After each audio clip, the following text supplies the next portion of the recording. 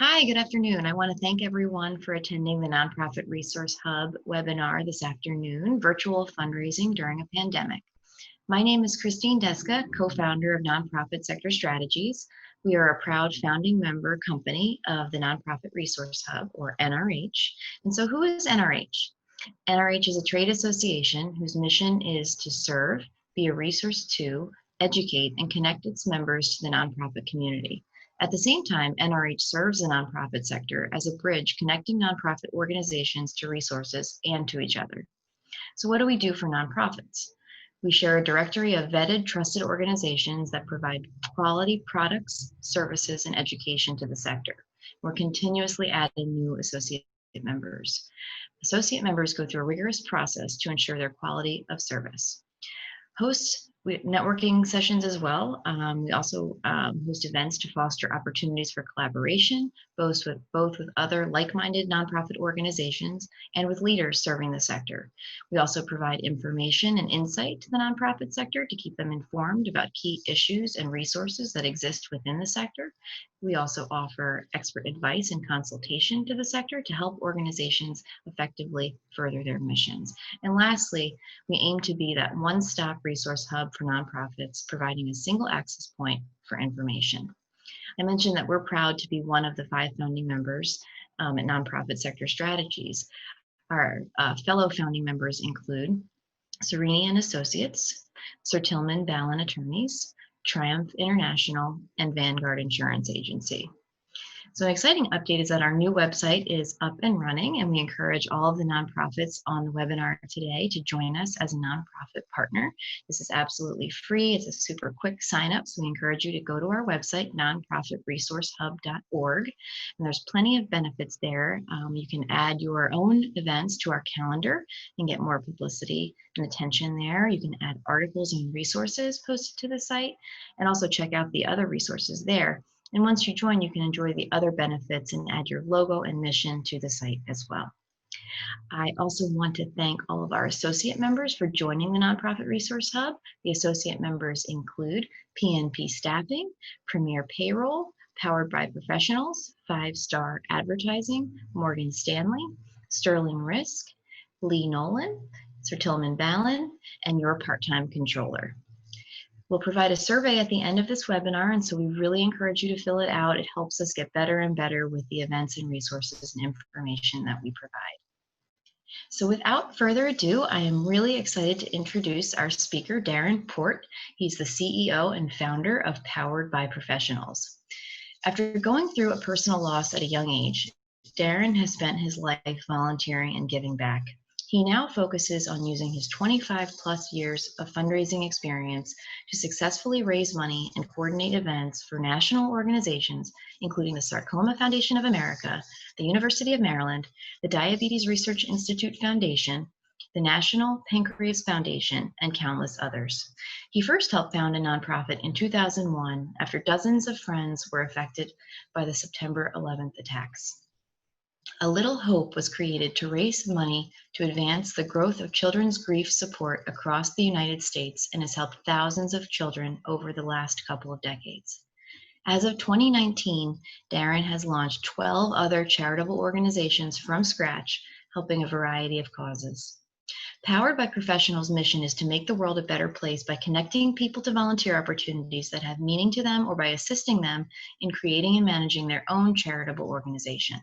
Since 2002, Darren's team has helped close to 100 nonprofits and raised over $130 million toward fulfilling these organizations' missions.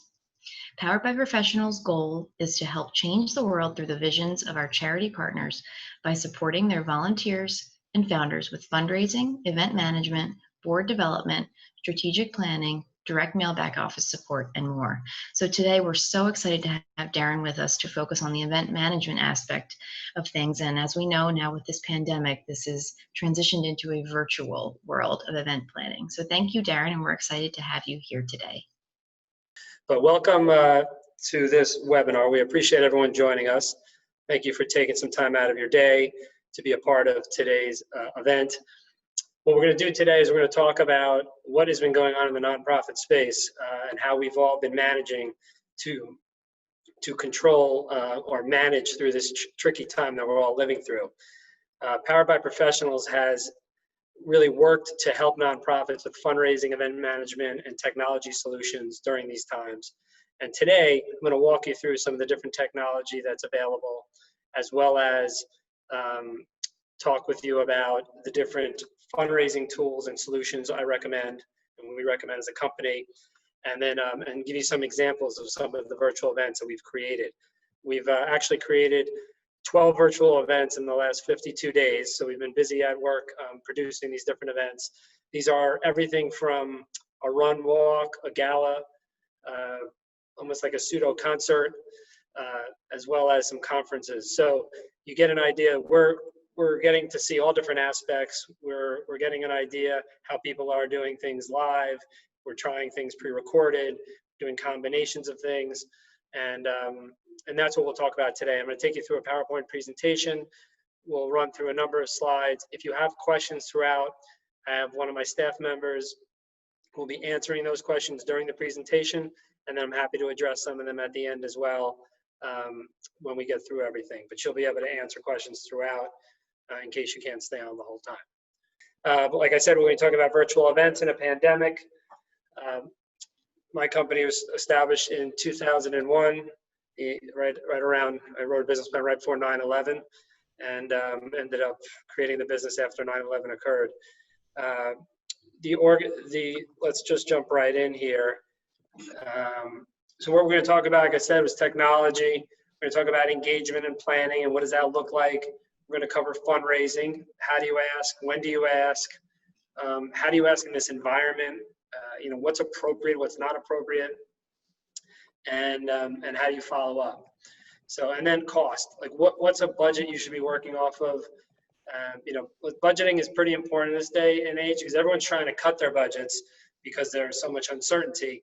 But you do need a budget to do these events, and they do cost some money and they do take time.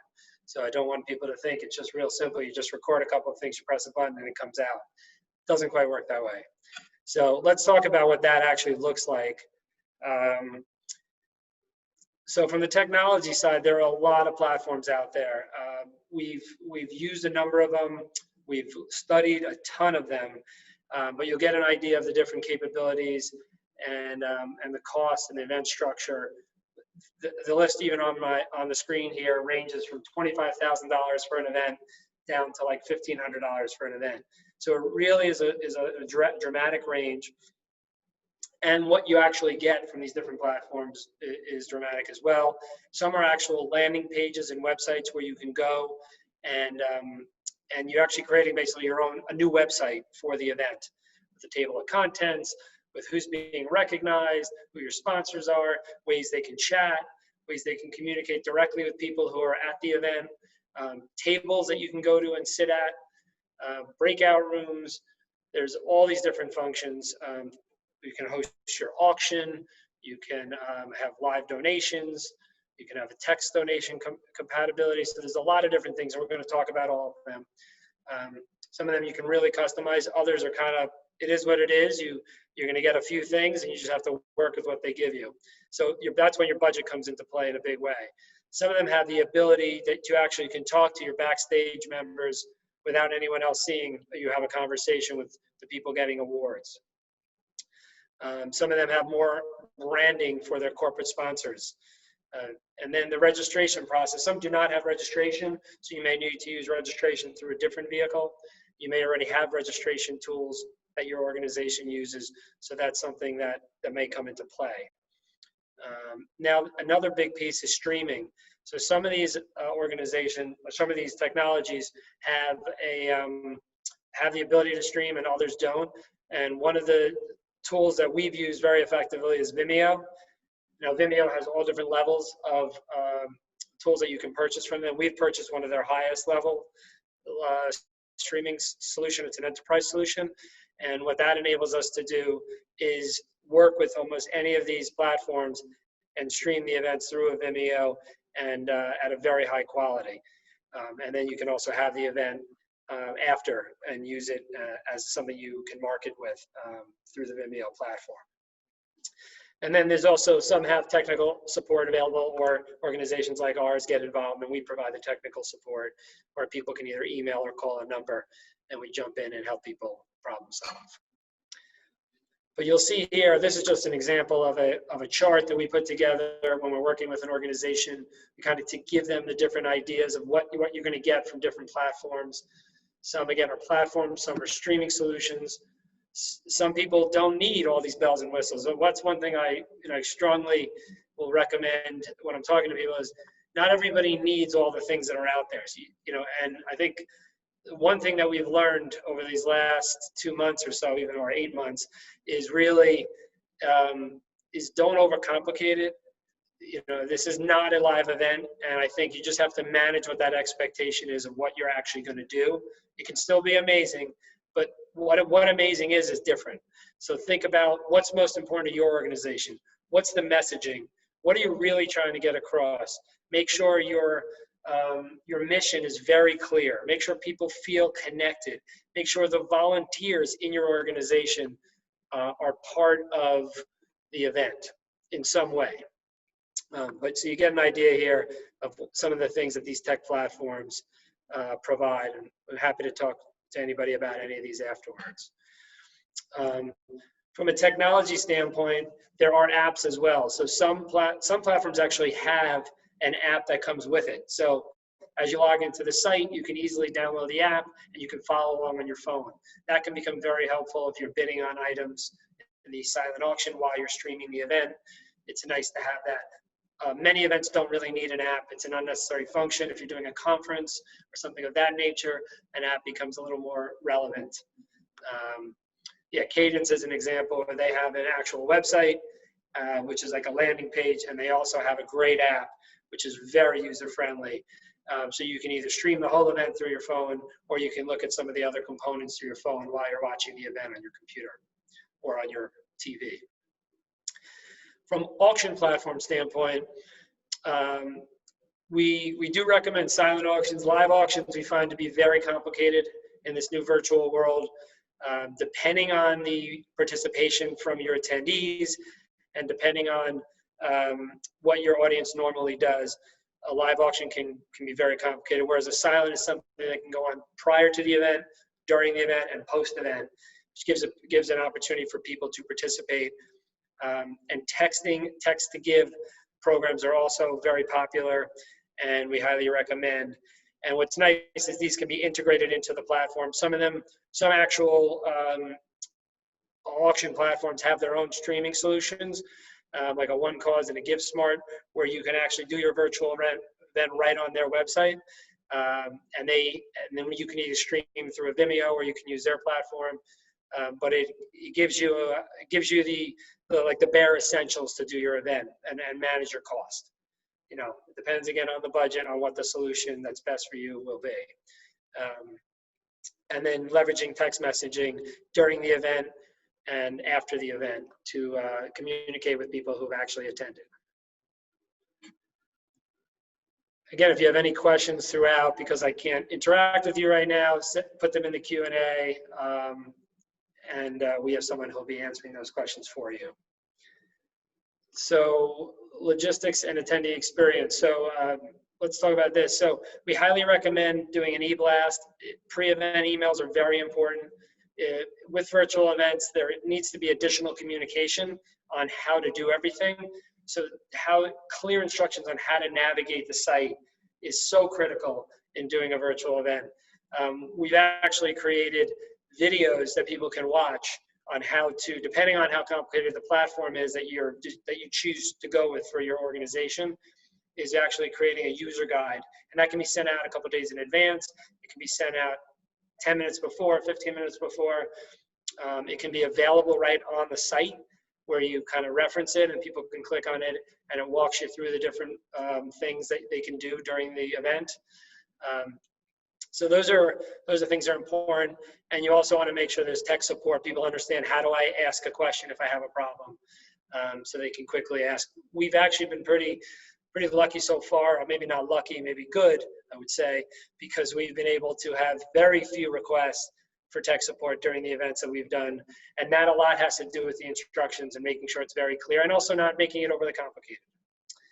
So from event opportunities, you want to clearly highlight what the sponsorship opportunities are, the networking opportunities associated if there's a chance to communicate with people during the event, after the event, prior to the event.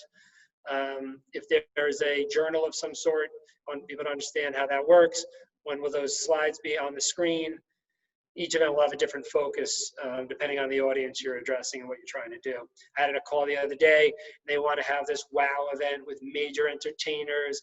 And then we have another client that says, we just want to get our mission across. We want to keep it short, 30 minutes or less. And people are already giving. We don't need to make a whole production out of it. And they're trying to watch their budget. So it really is across the board. When people say, what's the right thing to do? There is no right thing to do. It really depends on your audience and what your goals are for the event. But think about, what I like to say is get your committee and board involved, see what they want, because they have to be happy. To keep them happy, it's a critical piece of this.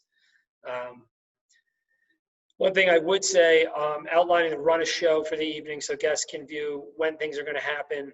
They can plan accordingly. If they're having friends over for dinner, they want to know what time is everything going to happen so I can serve dinner at a set time. We can watch the program on a TV. So there's different things you can do. Social media is such a great tool. We'll talk about that in a minute as well. So I briefly spoke about this. Some of the events we've done, we've been able to do watch parties. So I know with COVID, things are getting a bit dicey again, but we had a little stretch there where things had calmed down, at least on the East Coast. And we were able to kind of launch a few watch parties that some of the board members decided to host at their houses for the event. And that's inviting over either close friends, key donors to be a part of the event and see why they're so involved in this charity. And hopefully those people would also support the cause. What's nice about it is it's a way to include your board members, your committee, your honorees in the event. You can potentially go to them live during the event. You can also potentially go to them, hold on. Excuse me, I apologize. You can also, I'll give you an idea in 1 second. You can also do a video. So one thing we did, which was I think kind of clever, is the concept of let's go live out to Steve's house, who's on our board. Steve's hosting about 6 friends tonight, and let's see where they are. Steve, what's going on? So we go to Steve, and Steve actually pre-recorded it about 30 minutes before the event when his guest had arrived. And they have drinks in their hands. They're in the living room, or they're outside on the deck, depending on where they are and on the safety protocols. And they do a video, they send it to us, and we upload it so it looks like the live auctioneer or the MC is going to them live during the event. And it's very real. So it's an interesting way to go about it. And then Steve made an actual donation. Steve committed a certain amount of dollars to participate either in the appeal that we were doing or just general fundraising for the event, which was great because it encourages others to give. One thing you can do if you're doing these watch parties is you could partner with different food organizations and have food delivered to people's homes. We've seen some of that. It is a little more complicated. It sounds really good, but it is complicated. So it's something to think about, but haven't seen it executed too often yet. But there are opportunities to do that. You can also send out, we've seen more of this, like sending out recipes in advance, sending out a menu with different ideas, and then providing sponsors certain decor for their homes, or sending some bottles of wine in advance of the event, which is really nice. Provide guests with different photo props. And then you can potentially tie that into social media by having some sort of contest. So utilizing social media is a great way to garner interest and engage people leading up and really throughout the event. So having creating a set hashtag, having people, you can send out the recipes and things through the social media, You can also have people post pictures of here's how my meal came out, and they can, challenge other people from the board or the committee or volunteers. So it's a great way to involve people, make people feel engaged during an event. You can announce a winner. We'll have the best picture of a meal will be the winner, As those of you who have children know, my kids take a picture of every meal they eat. I'm not sure what the point is, but they do it, and maybe others would like to do that as well. You can tag people and spread the word, but definitely social media probably plays a bigger role now than ever in a virtual event. And then also one more thing on that is if you're doing like an outdoor event, like a run walk, it can be very helpful and very involved with people sending pictures from their walk experience and sharing that as well. Sample run of show for the evening. So this is more than the amount of time you would take to do your event. But this is just to give you an idea of all the options available. Most of the events we've done have been in the 1 hour range. Some have been 30 minutes. Some have been longer than an hour. There's one that was really long, and that was fine because their audience was into it. And it had like 500 people involved, and some people came in for an engagement activity early. We'll talk about that in a minute. And then there's a chance for an introduction about the organization. Then there's an actual program. So people have a chance to learn about the organization. You can give your awards and so on. And then there's social time, either through breakout rooms or be tables. It could be an after party with a DJ. We've seen a lot of different things. So people are trying a lot of different things. But I think one thing that I think is really rung through is the main event cannot be more than an hour. The program part, if you decide to have optional things in the front and back, that's fine. But the main part should not be more than an hour. And in some cases, it can be less. That's not a problem. So let's talk a little bit about in the engagement activations and what does that mean and what does that look like. So what some organizations have done is what they've decided to do is have some sort of entertainment tied into the event. Now, what we're highly recommending is these engagement activities either occur at the front or in the back, not necessarily during the event, because if anything, you can shorten your main program and tie these at the beginning or end, so it gets people involved. We've used an illusionist, which was effective, which was fun, and people had a chance to participate. Actually took participation. There were hundreds of people on it. You still had it where people could participate in the activities, which were fun. You could do, as you see the different examples here, if you want to get real creative, and you can do an improv, and that really is, that would be very cool if you can pull that off. Sometimes it depends what your audience is like and how active your volunteers are. That's a big piece of this.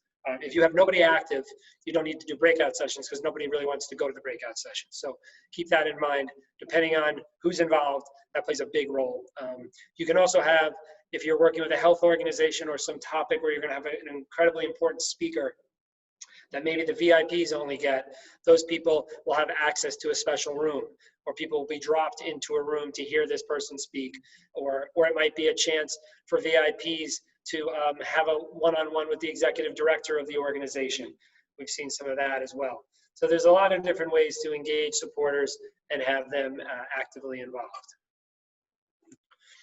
Now, when we talk social sessions and networking, there are different ways to do this. There are some sites you're seeing, I think AirMeet is one of the examples you see here. They have actual tables, so you can actually sit at a table. You'll pop up at the table with your friends. Or we have an event coming up. There's, I think, between 600 and 700 people coming. There could even be more. They're trying to get to 1,000. And they are sending 10-person tables to us for all 700 plus people. So what's going to happen is someone on my team is now working to get all those people set up. So at a certain point in the evening, we will press a button and they will be dropped into their quote breakout room / tables, where they'll be with their friends, and there'll be someone who's kind of in charge of that table or moderating that table. In some cases, people are calling it table captains, and they're using that as a fundraising tool. Great idea from a fundraising. If you can raise 10,000, you're a table captain. And by being a table captain, here's what you get. You get your own breakout room. You get X amount of tickets that you can share with friends. You can go in with a bunch of people for a set goal, and you'll just be the table captain, but everyone's dollars will contribute towards you reaching your goal. That's another interesting idea. One thing that people are doing, if health organizations are doing some sort of educational, they may have a top doctor at a breakout room. So it gives you a chance to hear this physician speak about his or her background and what they're doing, or what the latest progress is in that cause,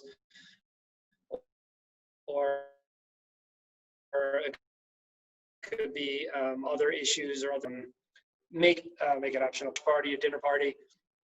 If you want to make sure that people understand, we're going to have these breakout rooms. You don't have to jump into those. Why don't you enjoy your friends who are at your home when we do that? But that's really for the people who are not at the event. I mean, not at a watch party. They're kind of by themselves at their home watching the event. So at least there's some interaction. So there you go. And then let's go to the next slide. So one of the things that's pretty important is, how are you going to stream this event? Where is it going to be hosted? Are you going to be live? Are you going to be pre-recorded? Where are you going to be pre-recorded? Like today, for example, we have an event next week, and the MC for that event, we decided we were going to pre-record. They decided it wasn't necessary to have that person live. It'll look like they're live, but they won't be live. And they're actually being recorded today in our offices in New York City. So, and we had a professional video crew to come in so that the quality will be good, and the sound will be perfect, and we can do some things to make it feel more real at the event. Now, what you could do also, we've done this, is you can create a little studio and actually host it live, where some of the people are actually speaking to the camera live, and while the event is streaming. So we're playing the pre-recorded messages into the live feed, and that live feed could be a live auctioneer or an MC, usually makes the most sense, and then try to get most of the other pieces pre-recorded. It just avoids all the problems you could have. I don't know if you saw, we had a little tech issue. There are a lot of things that could happen. So the more that's pre-recorded, the better you are. And you can definitely do pre-recordings in a way that makes it feel live. So that's something you should, that can be done while you're scripting it. That can be done on the introductions and the breakout. You can think about who's introducing who and how it feels. Where are they videotaping? Don't videotape in the middle of the day if it's an evening event, or videotape in a dark room, not in a room, so that they can't see if it's light or dark outside. Those are like small little tidbits. So, I mean, we've done events where we had an LA studio and a New York studio, and we were live feed from both places, and we're going back and forth. So you can do that with some of the technology. You can be switching in and out. So you have the pre-recorded messages, you have the live MC in LA, you have the auctioneer in New York. It can be done. It's crazy what you can do now. You just got to be careful if you do too much, because you're open to more challenges technology-wise throughout the evening. Yeah, the other thing is you can send the awards in advance. So if someone's pre-recording their message, they can hold their award. Some people want to do it, some people don't want to do it, but that's just another thing.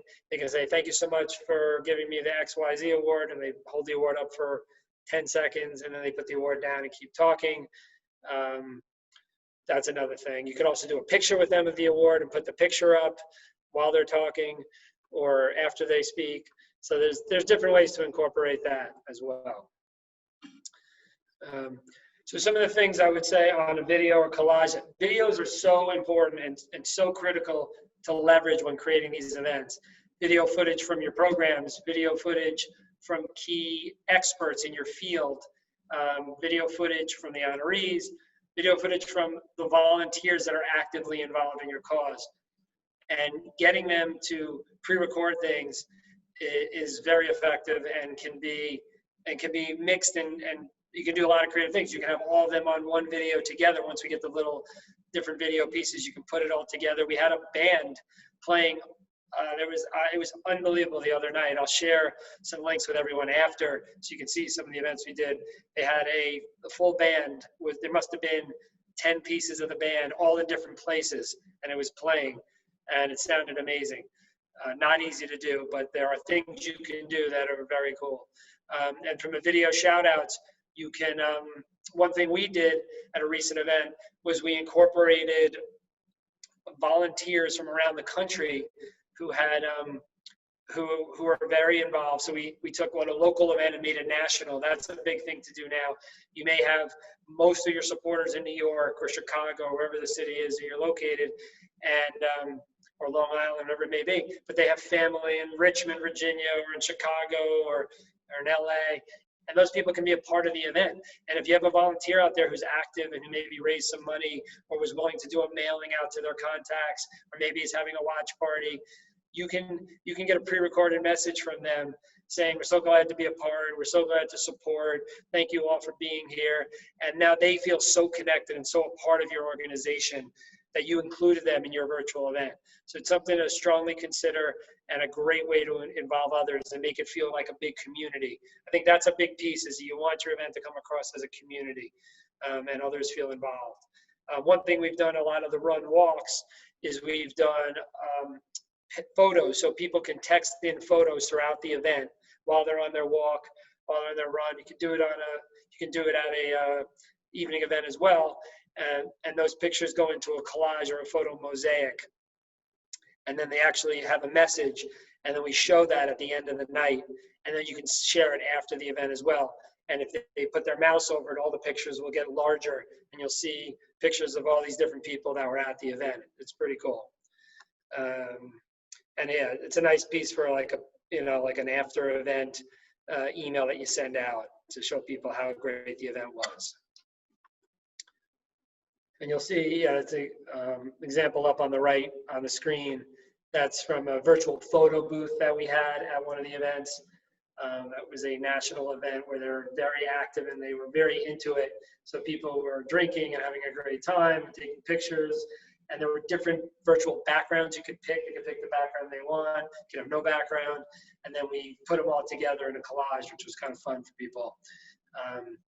You can do virtual karaoke, some of the other entertainment ideas. We've had a virtual DJ. We went live to a DJ at someone's house party, and then everyone stayed on and participated that way. So that's an interesting thing. The other, one thing we're doing on some events is you'll have a little montage of pictures from prior events, either before or after the event. You can have a little slideshow in advance. It's almost like it could be part of a digital journal. It could be about the honorees. It could be about your mission. It could just be pictures from last year's event so people feel good. They see themselves. People like seeing themselves. So keep that in mind as you're building out your event. When closing an event, you can have an event-long competition. I think we spoke about this earlier, either around a meal or around costume or some sort of decoration. Let them know where they can find resources throughout the evening. And thank everyone if they want to, and then that we'll be sending out the full event afterwards. So if you missed part of it, we'll send out the full event. What's nice is after you do an event, if there's any kind of glitches due to technology or any problems, you can actually fix it when you take the recording, and when you send it out, it looks a little tighter than maybe it did the night of. So if anyone missed a part of it or heard there was a problem, they may not even see that problem. So that's a nice thing you can fix after. Obtain or distribute a post-event survey. We highly recommend that. Get feedback from people, see what people think, but always involve your board. Your board is critical. Make sure they give you what they're thinking. And and make sure an automatic thank you email goes out at the end, thanking people for participating in tonight's event or today's event. Let's talk a little bit about fundraising. So I think people have been a little bit apprehensive. Like, can I ask people for money? What does it look like? I feel awkward asking them. You got to ask people. Not everyone's going to be comfortable on your board and your committee, but don't assume everyone's uncomfortable. There will be a few people that will not want to ask. That's okay. Focus on the people that are interested in helping. Give people different ways to help. If it's an email campaign to their friends, if it's a letter, we just did a big letter mailing, believe it or not. We went old school, and we got an amazing response from the letter mailing. Unbelievable, because no one's getting any mail right now. It's like, it seems like mail has dropped dramatically over the last, it was really quiet for a while. It's still pretty slow. So that's something to think about. Setting up fundraising pages. If you're doing, obviously, these run walks, people do these team pages and fundraising pages. You can also do those in evening events. You can create a fundraising page through some of the technology that's out there. You can have a contest or a challenge. You can try to approach people about matching gifts, and either matching gifts to challenge the audience or matching gifts through their employer, making sure that they approach their employer to see what the matching gift policy is. I just did it the other day I made a donation and didn't realize, I told my wife she needed to submit it, and we submitted it and we were able to get a match. So so that was another thing, which is a great way to raise additional funds. Saving on costs with underwriting opportunities. See if people want to own a certain area. It's the Bank of America breakout room, or whatever it may be. There's different ways that you can include sponsors or in-kind partners. And you definitely, every dollar you're saving on the budget goes back into the event. So some of these events we've done have maybe been a little short of their goal from last year, but their net number is actually ahead of last year because they saved so much money because they weren't at a live venue. So a lot of different things to consider on fundraising. I'll try to think of some others as well. So here are a few more ideas. Text to give and live appeal. So this is an important component, and it's very important to line up people in advance to make sure you have commitments of people that are willing to either text throughout the night in donations, people who commit to certain high level donations, and you say, listen, I want you to give at 7:20 p.m. Steve, I want you to give at 7:28 p.m. And after the MC announces this, we want you to make a gift of this. And we'll remind you like 10 minutes before. So there's a lot of ways to do that to kind of gain and get excitement around the event for others who are just watching. And also be clear with what that donation gives you. So a $100,000 gift or a $50,000 or a $1,000 gift gets you X. It helps us fund one of our programs, or it gets 6 blankets in the hands of these individuals. Whatever it may be that you're doing, it funds 1 hour of research. Just be clear of what it actually does. People like to understand that. One thing on the live component, when you do an appeal, we've really tried to have these live auctioneers that are part of the ask. It's great to have someone who can actually communicate with the audience to a degree, who understands how to handle talking like this. I'm talking to nobody. I'm talking to a lot of people, but I can't hear anybody's questions or comments back, which is awkward. So you have to really be comfortable in that kind of setting, and like figuring out how to motivate people to give more throughout the night. Because people are definitely giving through events. We're seeing an incredible response from people. People understand nonprofits are hurting, so they want to give. They understand they have to give. People are making money. Don't think nobody's making money. Some people are using a thermometer to get people excited, and then others are using text messaging or chatting out, hey, please keep supporting us. I just finished the script the other day, and we added in a number of components where we were giving clear instructions on how to give throughout the event by giving a gala text 55888 gala, or whatever it may be, to make your donation. So there's a lot of different ways to do it. So fundraising the event, auction and raffle, and we have touched on some of this, but auctions can go beyond the time frame. It's harder to get auction items, I will say that, than there's been in the past, because a lot of things you would normally put in your auction, you can't put in your auction right now, like a Broadway show. Travel's up in the air. You could do travel, just extend just get confirmation that you can do it through 2022 maybe. So talk to don't stop calling the same places. Just be sensitive to what's going on in the world. We're definitely starting auctions earlier. We're using social media to market them. We're incorporating pictures of the items through the event, either having the MC talk about them or the live auctioneer, if you have one, showing pictures of the different items. You can do an opt-in raffle. That's something that we've seen work. The lucky winner can get something mailed to them the night of the event if they opted in early, and doing that in advance. Each guest shares a specific post of social media, and if they get a certain amount of tags, they're qualified for this prize. So there's a lot of different ways to interact. It depends on your audience, depends on how active your volunteer base is. I would just take all those things into consideration before doing any of these things. When we look at sponsorship, we look at opportunities, I think even more so than a live event. We had an event the other day where if you donate over a certain amount, think it was like a $25,000 sponsor. They were able to put together a 15 to 30-second video talking about the importance of the organization to them, and that they're so glad to be a partner of the organization. So it gets your organization additional branding. It makes them look like superheroes, which they love.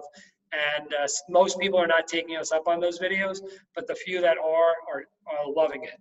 So it's a great way to do that, is to include those social media concept. I mean, so the video option for sponsors.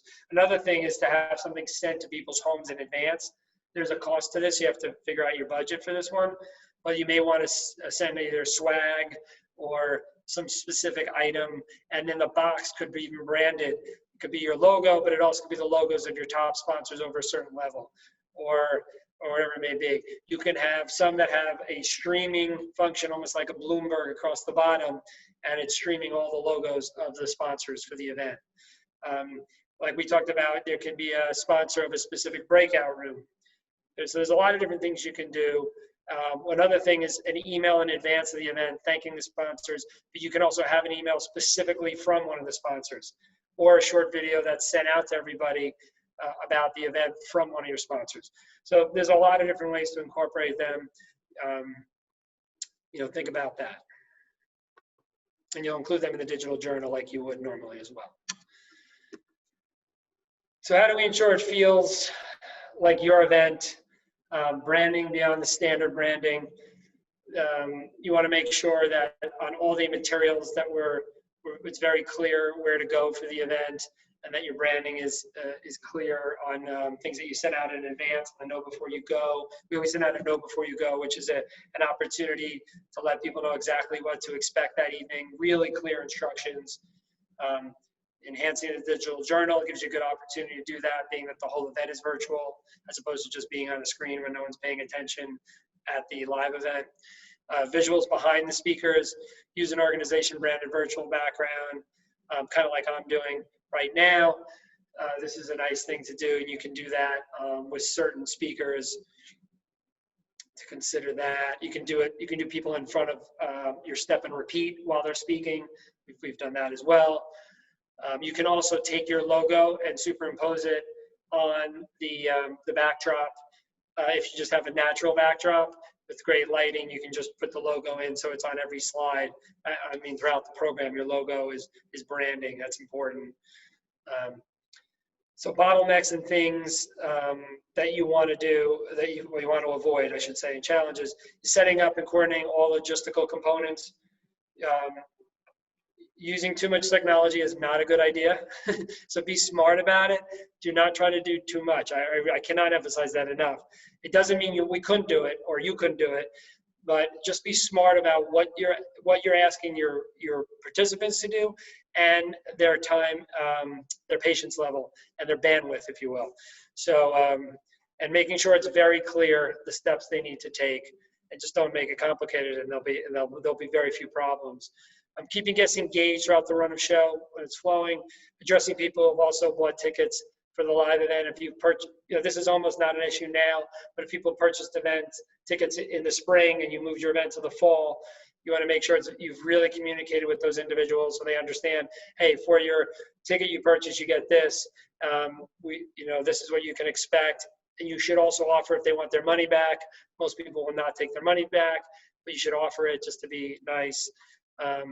You want to shipping items to guests. So for the silent auction, you may not want to collect the items in advance from that are donated to your auction.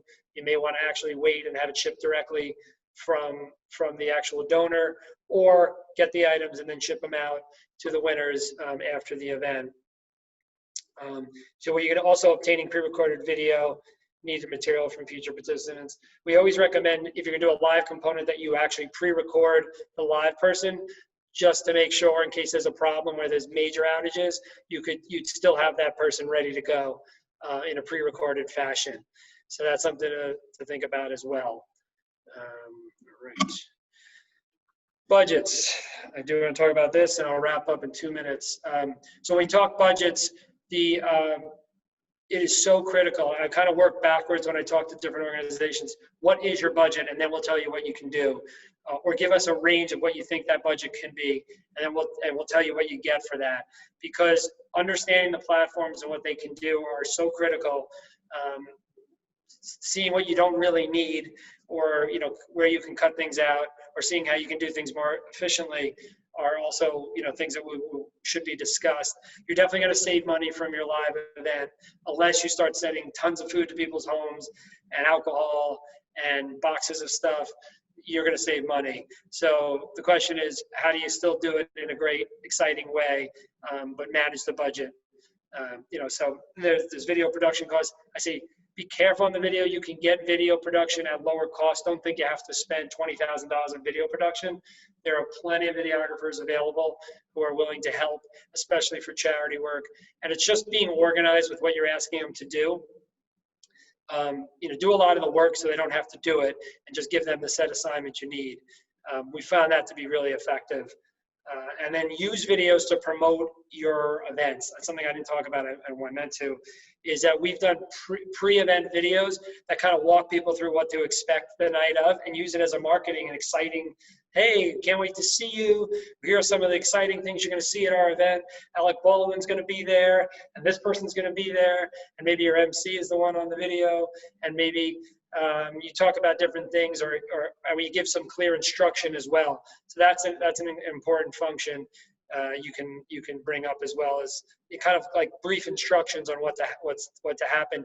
And then one of our clients actually is doing a post-event video, kind of talking about all the successes they've had. They had multiple events, and they're sharing that.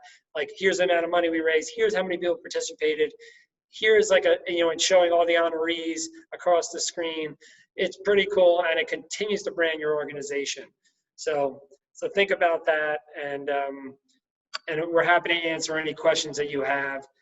I know I'm available. My information's on the screen right now, Darren at poweredbyprofessionals.com or 917-825-5291.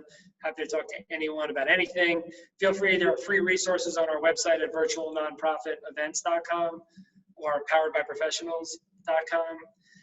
Also, you can go to the Nonprofit Resource Hub, where there's tons of information, resources. We've been providing articles. Other people are providing articles as well there.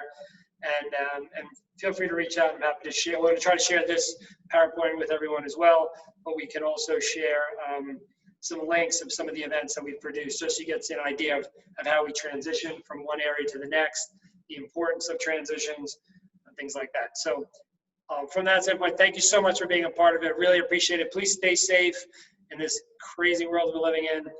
And Frank, I will turn it over to you. Thanks, Darren. That was just an amazing, informative presentation. It kind of reminds me of a live presentation I attended once that was so successful and informative that at the end of the event, people were coming up to the speaker, and they were like 4 deep, and they were throwing business cards at the person saying, call me, call me. And in a way, this is what reminded me of listening to your presentation. I'm sure if this was a live event, we'd have the same thing, people throwing business cards at you. So this is probably safer. You're not going to get hit in the face with any business cards, but I know you're going to get a ton of people asking you for information, follow-up wise. It was just wonderful. I've said to my partner, Christine Deska, co-founder with me of Nonprofit Sector Strategies, that opportunities present themselves in times of crisis. And this event that we just experienced, and the information you shared, probably would not have happened without COVID. In a kind of a bizarre way, the pandemic gave us an opportunity to bring all of these people together and think about the different ways that we can be effective today in spite of this challenge that we're in. So, Darren, we just want to thank you so much for sharing this presentation with us. And I also want to thank Nonprofit Resource Hub. Darren's presentation was a perfect example of what we intended to provide as a one-stop shop for sharing information for the nonprofit community. So, as Darren said, visit our site, Nonprofit Resource Hub, and you'll see a bunch of information up there, not just about today's event, but any aspect of nonprofit mission fulfillment. So thank you again, Nonprofit Resource Hub. And just as a final reminder, everything we saw today from Darren, the PowerPoint and the video will be available and we shared to all the attendees. Thank you so much for attending, and we look forward to seeing you at a future event.